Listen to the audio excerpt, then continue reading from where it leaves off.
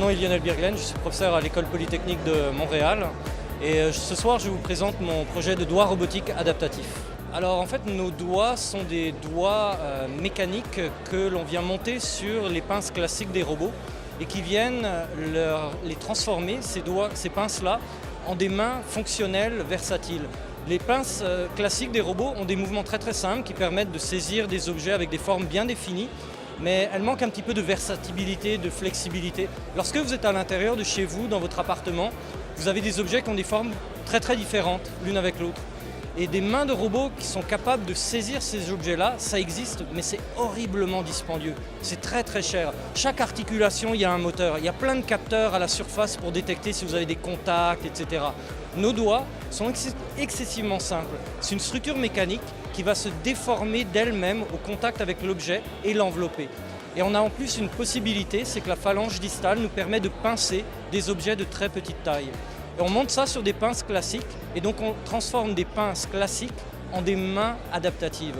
Et toute la force de notre projet, c'est qu'on fait ça à un coût qui est très inférieur à celui d'une main robotique dans le commerce.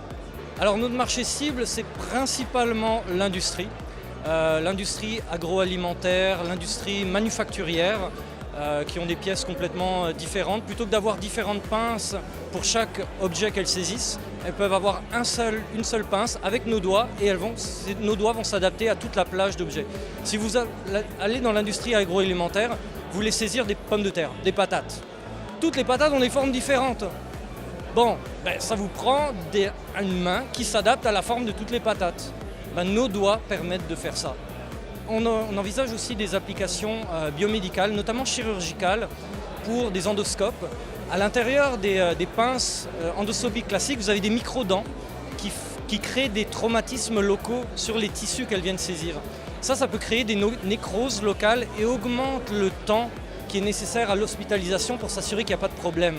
Nos pinces vont venir entourer l'objet, distribuer la force de saisie et éviter ces points de concentration de force à des endroits bien particuliers. Donc comme ça, on pense qu'on sera capable de ne pas endommager les tissus et de blesser moins la personne à l'intérieur du corps.